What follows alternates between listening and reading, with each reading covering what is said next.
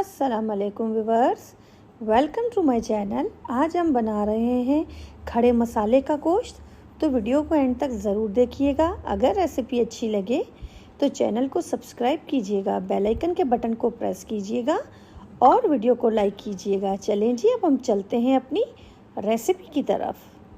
खड़े मसाले का गोश्त बनाने के लिए सबसे पहले जो होती है, हम प्याज की कटिंग जो है वो आप देख लीजिएगा। ये प्याज आपने छील लिया, इसको आप ऐसे बीच से कट करेंगे और इसको यूँ लंबा लंबा काटेंगे। ये देखिए, क्योंकि हम खड़े मसाले का गोश्त बना रहे हैं, इसमें प्याज जो होता है वो खड़ा खड़ा होता है, इसलिए हम इसको इस लंबे तरीके से इसकी कटिंग करेंगे। ये देखिए, वैसे हम प्याज इस तरीके से भी काटते हैं, लेकिन इसमें आपने लंबा काटना है। ये देखिएगा, इस चीज़ का ख्याल रखिएगा।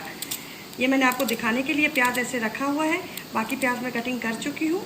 ठीक है, ये ऐसे। और फिर उसके बाद हमने ये लहसुन लेना है और इस लहसुन को भी यूँ बीच से कट करना है। ये देखिए, और फिर इसके बाद हमने इसको पतला पतला सा, जैसे हम अदरक काटते हैं जुलिन कटिंग में, इसी तरीके से हमने ये जो लहसुन है ये काटना है। ये देखिए, ये इस तरीके से।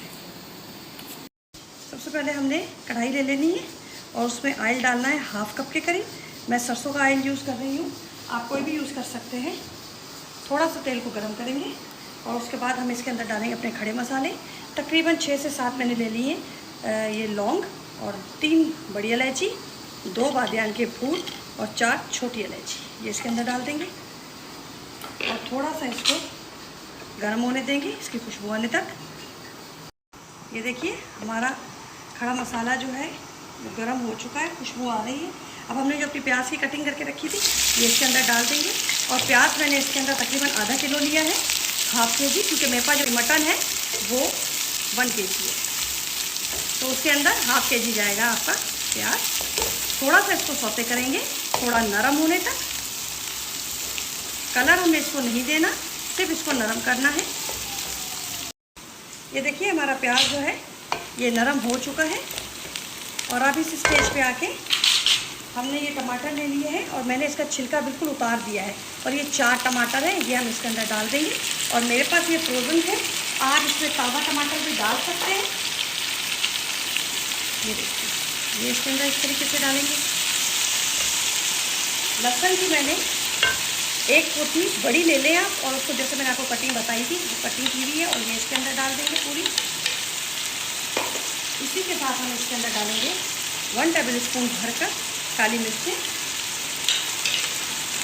और तकरीबन 8 से 10 आप इसके अंदर लौंगी मिर्च डालेंगे। मिक्स करेंगे इसको अच्छे तरीके से।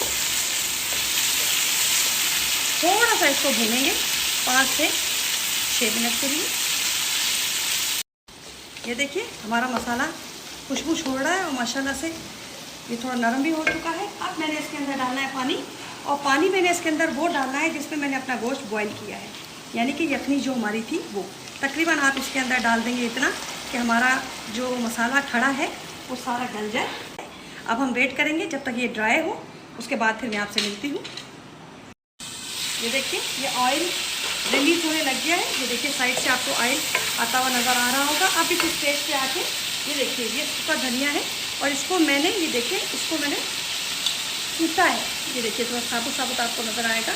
ये मैंने कूटा है, इसको आप पीस के मत डालिएगा, क्योंकि ये खड़े मसाले का गोश्त है, इसमें हर मसाला हम खड़ा डालेंगे। तो ये मैं इसके अंदर इस स्टेज पे आके 2 टेबलस्पून इसके अंदर ऐड कर रही हूँ। इसकी खुशबू बहुत अच्छी लगती है इसके अंदर। मिक्स करेंगे ताकि ये जो हमारे खड़ा जो हरा धनिया है इसके अंदर, सूखा धनिया, ये भी थोड़ा सा इसके साथ गल जाए। अब हम डालेंगे इसके अंदर हाफ टेबलस्पून के करीब हल्दी। ये पिसी हुई हल्दी है, हल्दी साबुत नहीं डाल सकते हैं, वरना हम इसमें हल्दी भी साबुत डालते हैं। अच्छा, जिस टाइम मैंने गोश्त अलग से कुकर में गला लिया है, आप चाहें तो जिस टाइम इसमें पानी आप डाल रहे होते हैं प्याज को गलाने के लिए, आप साथ में गोश्त भी डाल सकते हैं और एक साथ भी दोनों को गला सकते हैं। लेकिन मैंने गोश्त को अलग कुक किया है ताकि उसकी यखनी मुझे मिल सके और प्याज के अंदर उसका जायका आ जाए। अब ये देखिए, बिल्कुल ऑयल रिलीज़ होना शुरू हो गया है।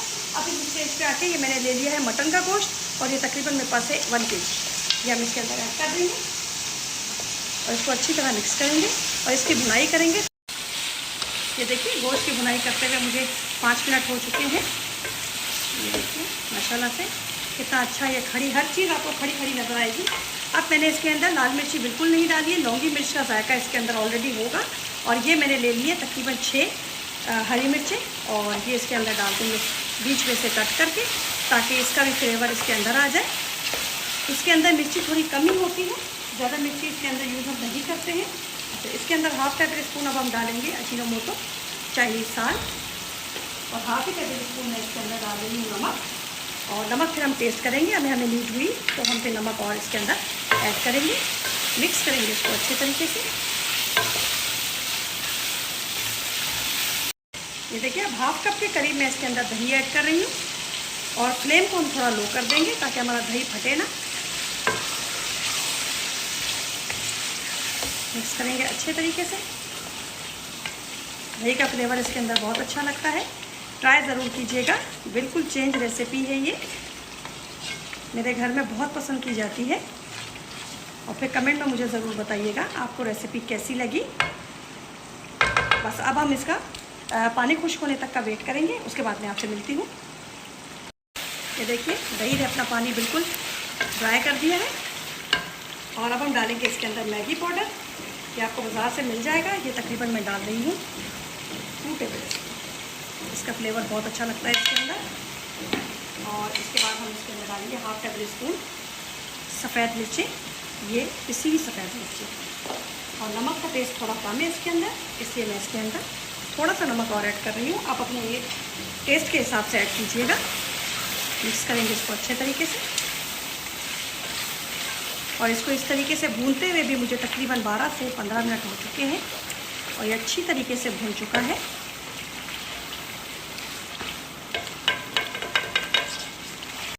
ये देखिए ऑयल सेपरेट हो रहा है इसका साइड से। अब हमने इस स्टेज पे आके इसके अंदर हाफ टेबल स्पून पिसा हुआ गरम मसाला, और इसके अंदर डालेंगे हम धनिया। और अब मैं इसका दम पे रखूँगी फ्लेम 5 मिनट के लिए, और फिर उसके बाद आपको डिश पे निकाल के मैं इसका फाइनल लुक दिखाती हूँ। ये देखिए माशाल्लाह से इसके ऊपर कैसे तरीर आ गई है, और बस अब मैं आपको इसका फाइनल लुक दिखाती हूँ। ये देखिए हर चीज़ इसमें खड़े मसाले की आपको देखिए नज़र आ रही होगी। ये हमारा लहसुन, और ये देखिए हमारी सारी चीज़ें लौंगी मिर्च, और इसके ऊपर हम डालेंगे थोड़ा सा अदरक, और थोड़ा सा डालेंगे हम अपना धनिया। और फिर आप ये ट्राई कीजिएगा, और फिर कमेंट में मुझे बताइएगा कि रेसिपी आपको कैसी लगी। दुआओं में मुझे याद रखिएगा, अपना ख्याल रखिएगा। अल्लाह हाफिज़।